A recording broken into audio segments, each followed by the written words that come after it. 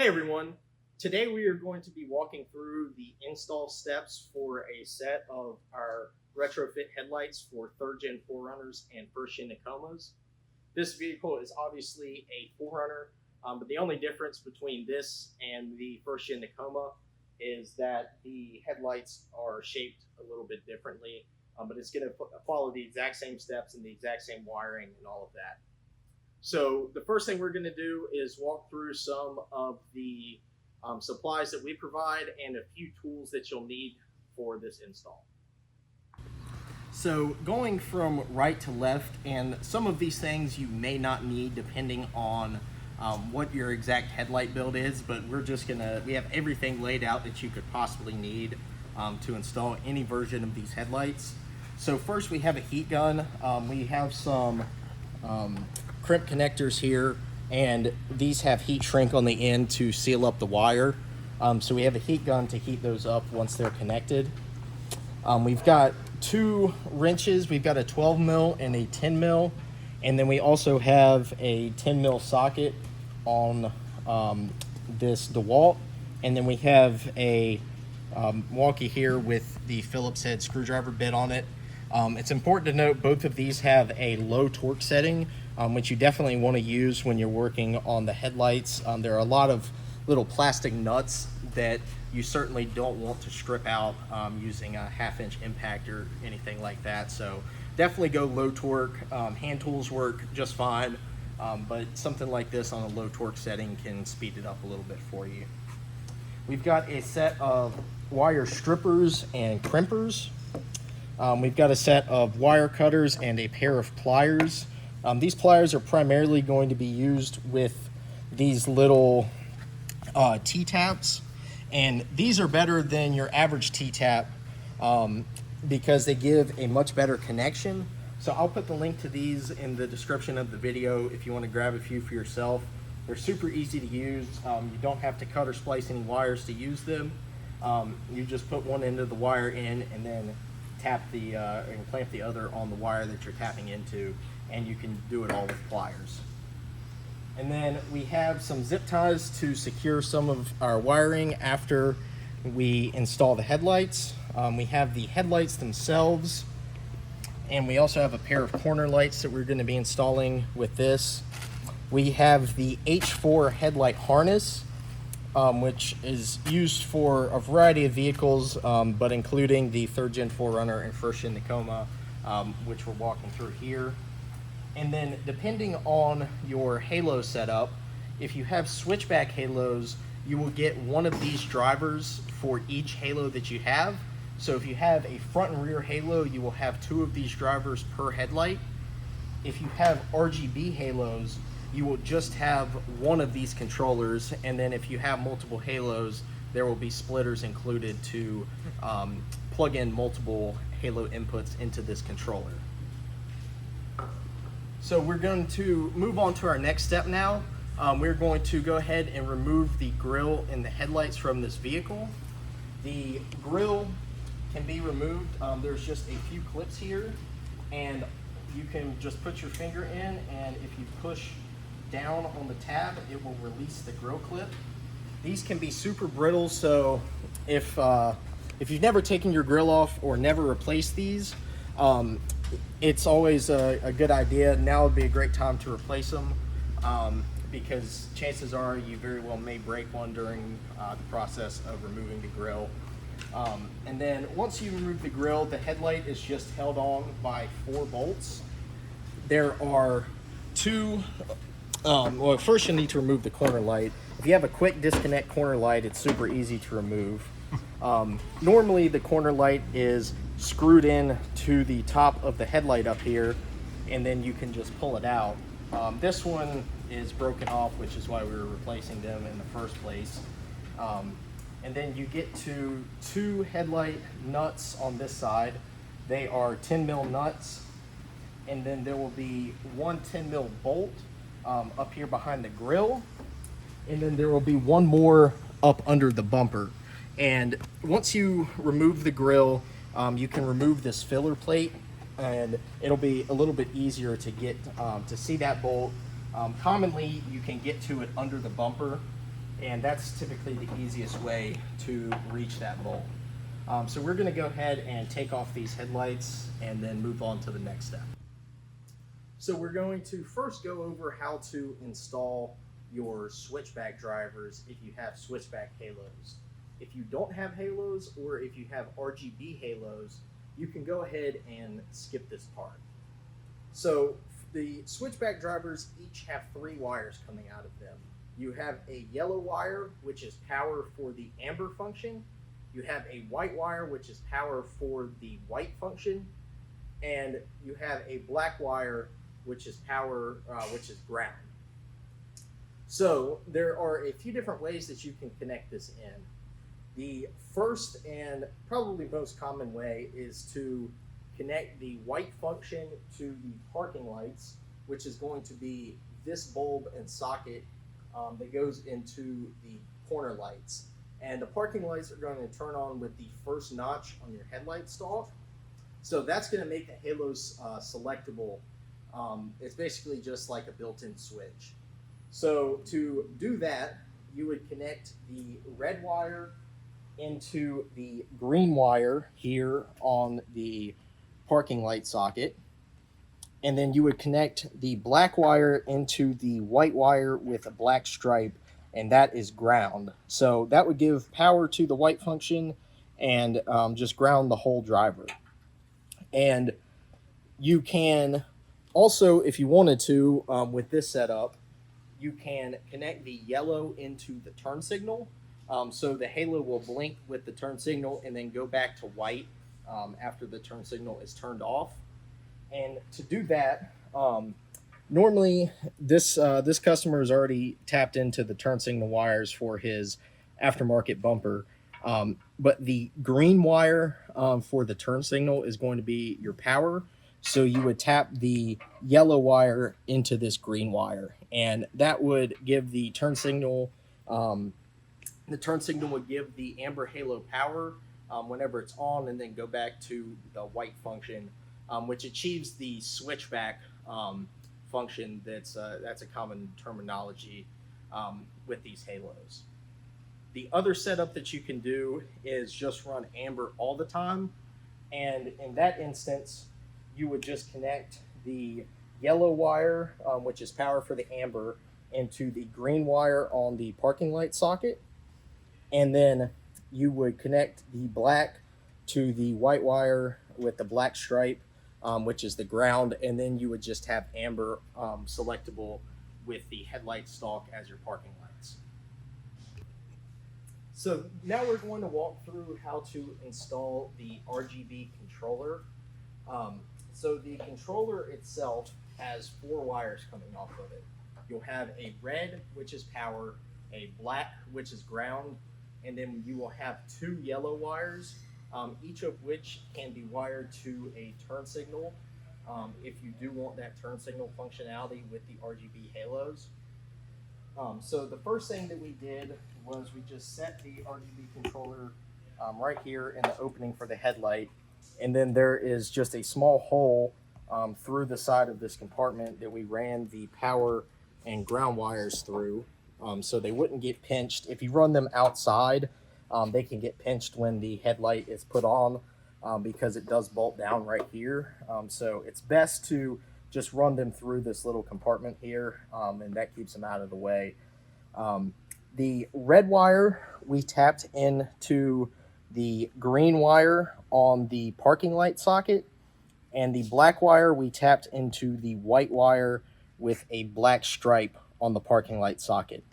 So what this is going to do is that when you turn the first notch on the headlight stalk, that is going to power on the halos, and it's basically just a built-in switch, so you can turn them on and off whenever you want. And for the turn signals, this customer had already had some extra wires ran for turn signals in his aftermarket bumper. So you're going to want to connect each of the yellow wires into one turn signal.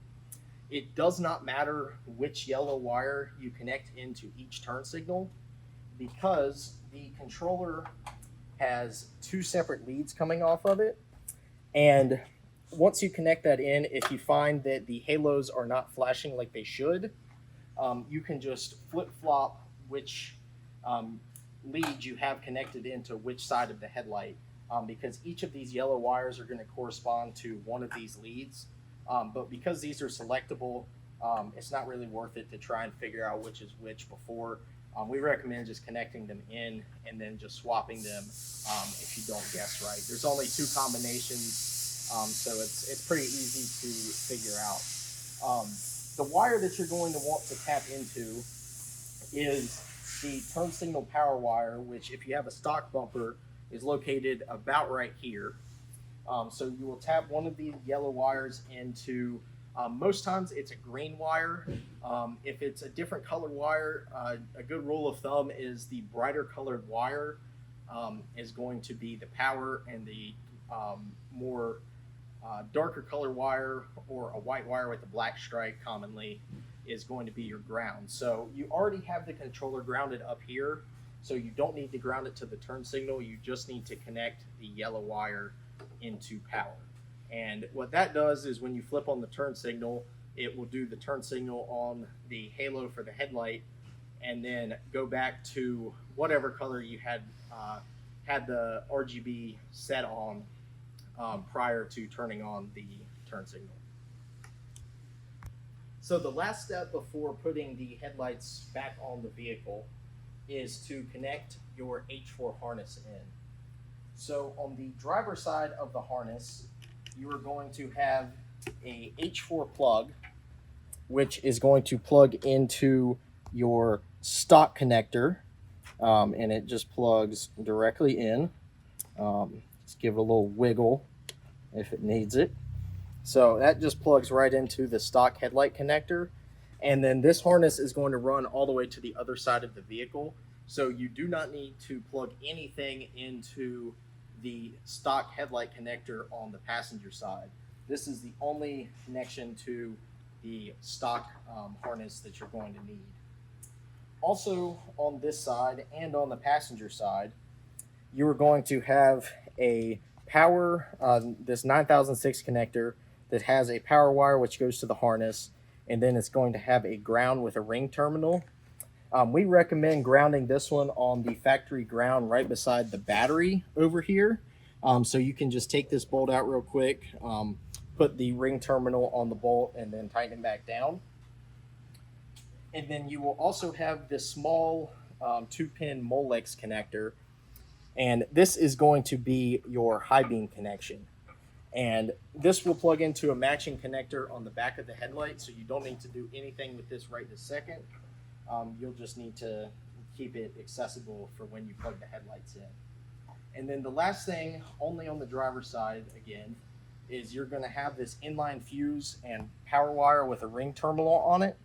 And this is going to go to power on the battery and give the headlight harness power. So we recommend running the harness across to the passenger side up here by the core support, and then you can zip tie it or secure it however you want to with these little holes up here.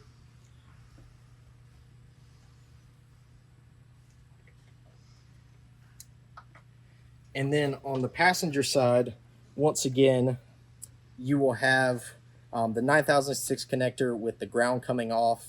We recommend grounding it to this fender bolt. It helps if you scratch a little bit of paint off underneath the bolt to give it a good connection there. And then you will also have a high beam connection for this side as well that will go to a matching connector on the headlight. So once you have all of this installed, you can go ahead and grab your new TEQ Customs retrofit headlights, and we will go ahead and plug everything in to all of the connections that we have already installed on the vehicle. So on the back of the headlight, you will have a few connections. So the small white connector is going to be your high beam, and that's going to go to the small black connector on the harness that we had just talked about.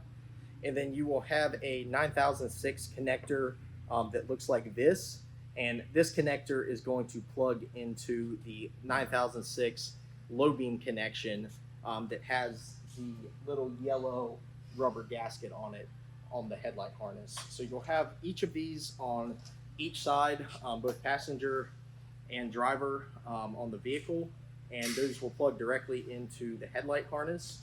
One common thing to look out for is that the 9006 connector can be plugged in both ways, so you can flip it 180 degrees, and that reverses the polarity. So if you turn the low beam on and you find that it's not working, it's a good chance that you have the connector flipped the wrong way. So you'll have power to ground and ground to power. The power wire is normally either a red or a blue wire, and ground is normally either a brown or black wire. So you'll want to have those matched up correctly to make sure your low beam works. And then the last thing you'll have on the back of the headlight is your halo connections. This one just has a single rear RGB halo, so it has the RGB halo connection. You'll have one connection for each halo you have. If you have switchback halos, it'll just be a small black cylinder that will plug into the switchback drivers that we have already installed on the vehicle. If you have RGB, it'll be the small JST connections, and you can plug those into the RGB controller that you already installed on the vehicle. So the last thing that you'll want to do after you have the headlights installed and everything back together is adjust the height of the headlight beam, and that can be done in two different ways.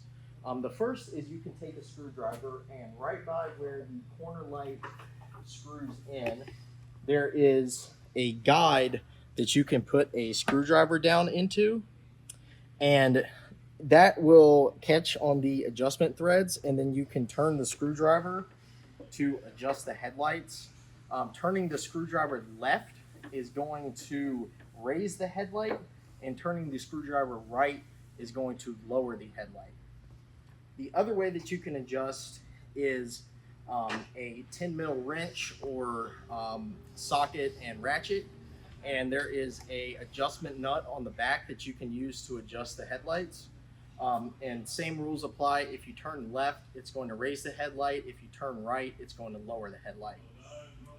And finally, to get a good starting point for your beam pattern, which it can always be fine-tuned later, is to measure the height from the ground to the center of the headlight, the middle of the projector, and then mark that on a wall about 20 feet away. And then we're going to use, we like to use a big piece of cardboard and just hold it up because that makes it a little bit easier to see the beam pattern and the height. But that will, measuring it about 20 feet away, you typically want it, if you have a lifted vehicle, about 2 or 3 inches lower than what you measure on the center of the headlight. But like I said, you can always fine tune that later. So if you don't like where it's at, if you think it's too high or too low, you can always go back and make some fine adjustments after the fact. We really appreciate you supporting TEQ Customs and really hope you enjoy your new set of headlights. If you have any questions about this install or your products, please just give us a shout. You can reach us at teqcustoms@gmail.com via email, or you can text or call us at 919-903-4555. And lastly, don't forget to share your new front end look with us on social media. We are at TEQ Customs on just about every major platform, and we will do our best to feature you on our social media page. Thank you.